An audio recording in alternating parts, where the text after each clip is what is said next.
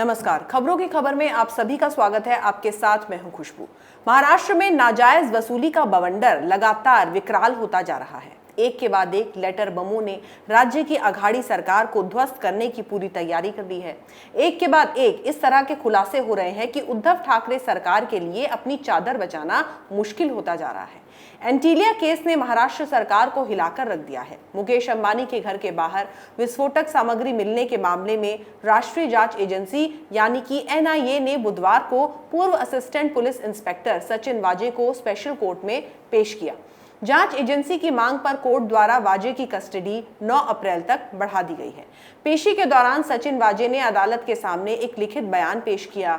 यह बयान उसने एनआईए की कस्टडी के दौरान दिया था। इसमें सचिन वाजे ने महाराष्ट्र के पूर्व गृह मंत्री अनिल देशमुख के साथ ट्रांसपोर्ट मिनिस्टर अनिल परब पर भी अवैध वसूली के लिए कहने का आरोप लगाया है। लिखित बयान में वाजे ने यह भी कहा है कि वसूली कांड की पूरी जानकारी अनिल देशमुख के पीए को थी।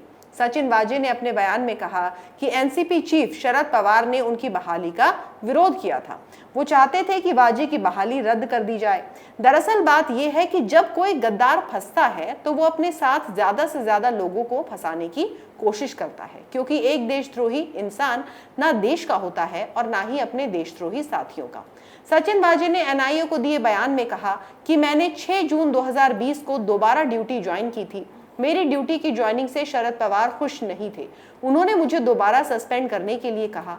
ये बात मुझे खुद अनिल देशमुख ने बताई थी। उन्होंने मुझसे पवार साहब को मनाने के लिए 2 करोड़ रुपए भी मांगे थे।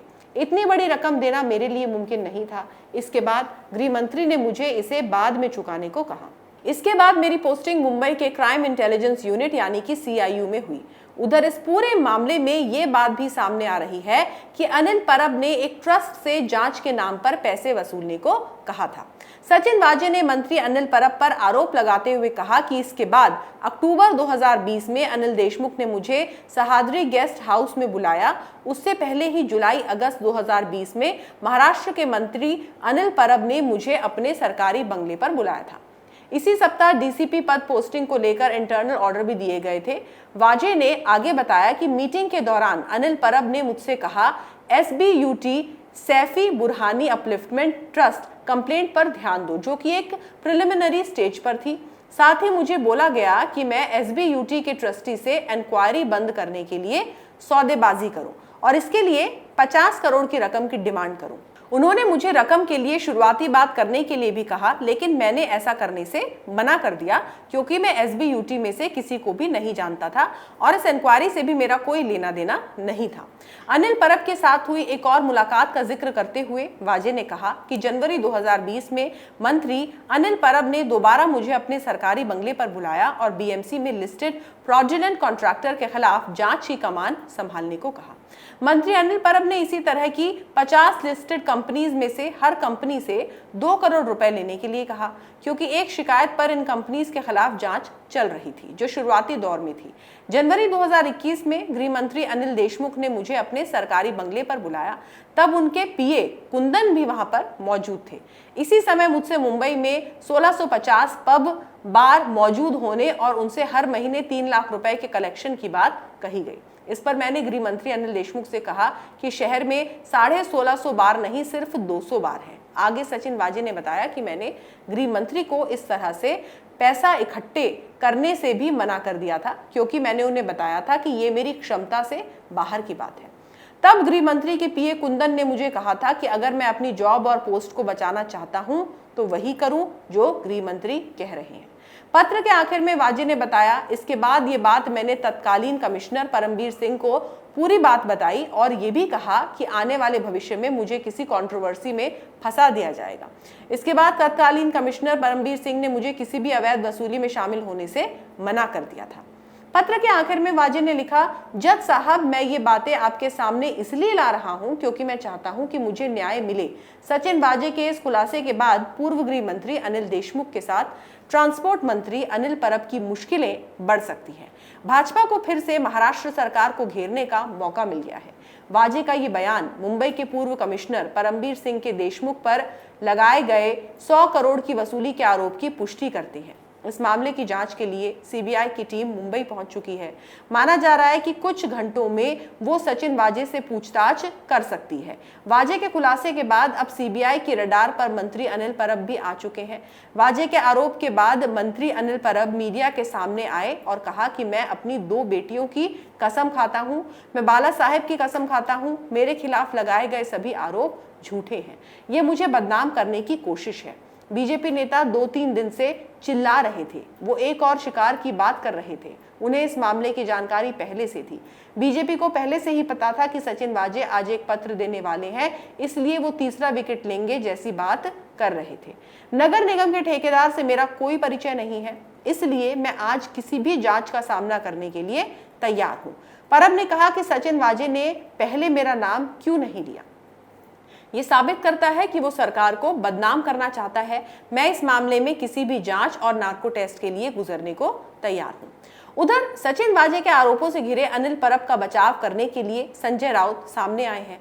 सचिन वाजे द्वारा ट्रांसपोर्ट मंत्री अनिल परब पर लगाए गए आरोपों को लेकर संजय राउत ने कहा कि वो ऐसा कभी नहीं कर सकते, ये एक राजनीतिक साजिश है। शिवसेना नेता संजय राउत ने कहा कि जेल से चिट्ठी लिखने का एक नया रिवाज शुरू हो गया है, ये शिवसेना के मंत्री के खिलाफ साजिश है। मैं अनिल परब को जानता हूं, वो ऐसे काम में शामिल नहीं हो सकते। मैं आश्वस्त करता हूं कि कोई भी शिव सैनिक बाला साहेब के नाम पर झूठी कसम नहीं खा सकता। तो मतलब साफ है कि जब उद्धव सरकार देशद्रोहियों का साथ देती रही तो संजय राउत के मुंह से कोई सफाई नहीं आई, और अब जब सरकार टूटने की कगार पर आ गई है तो उन्हें ये सब साजिश लग रही है। संजय राउत किसी पर भी साजिश का इल्जाम लगाने से पहले उद्धव ठाकरे से उन्हें पूछना चाहिए कि उनका सचिन वाजे के साथ क्या रिश्ता है, क्या कनेक्शन है। क्यों वाजे पुलिस में होने के बावजूद उद्धव ठाकरे को डायरेक्टली रिपोर्ट करता था? क्यों वाजे पहले पुलिस बल से शिवसेना और फिर शिवसेना से वापस पुलिस बल में आने में कामयाब हो गया? पहले तो शिवसेना गद्दारों को शय देती रही और अब खुद को फंसा देख भाग खड़ी होना चाहती है। राजनीति में अगर कहीं धुआं होता है तो आग जरूर होती है, और इन दिनों महाराष्ट्र की सियासी हवा में तो धुआं ही धुआं है। पूछताछ में हर बार एंटीलिया केस का उद्धव सरकार कनेक्शन सामने आ रहा है और शिवसेना के नेता कह रहे हैं कि हमें फंसाया जा रहा है। मतलब साफ है कि चोर अपनी चोरी कभी कबूल नहीं करता। यहाँ तो उद्धव के नेता चोरी भी करते हैं और सीनाजोरी भी, लेकिन आखिर कब तक? जब महज 1.5 साल में इस सरकार का ये हाल है तो 2024 तक तो इस सरकार का चलना बिल्कुल भी मुमकिन नहीं है। महाराष्ट्र में सरकार की हालत ये हो गई है कि लोगों को किसी भी मामले में दोषी और निर्दोष का पता लगाने के लिए कोर्ट कचहरी की सुनवाई की कोई जरूरत नहीं है। जिस किसी का उद्धव ठाकरे सरकार साथ दे वो दोषी और जिसका साथ ना दे वो निर्दोष। महाराष्ट्र की सरकार सिर्फ वसूली गैंग बनकर रह गई है। उसे अपनी साख, अपनी गरिमा से कोई भी मतलब नहीं है। देश और दुनिया में महाराष्ट्र पुलिस की भी बदनामी हो रही है। कभी महाराष्ट्र की पुलिस की हर कोई तारीफ किया करता था, मिसाल दिया करता था, और अब इस राज्य की पुलिस के बारे में कोई बात तक करना पसंद नहीं करता। अगर आपको हमारा वीडियो पसंद आया तो इसे लाइक करें, शेयर करें और कैपिटल टीवी को सब्सक्राइब करें। नमस्कार। अगर आपको हमारा वीडियो पसंद आया हो तो इसे लाइक करें, हमारे चैनल को सब्सक्राइब करें और हाँ, बेल आइकन दबाना ना भूलें ताकि आप तक हमारे वीडियो की नोटिफिकेशन पहुंचती रहे। आप अपना सुझाव हमें कमेंट बॉक्स में दे सकते हैं। हमारे साथ जुड़ने के लिए शुक्रिया।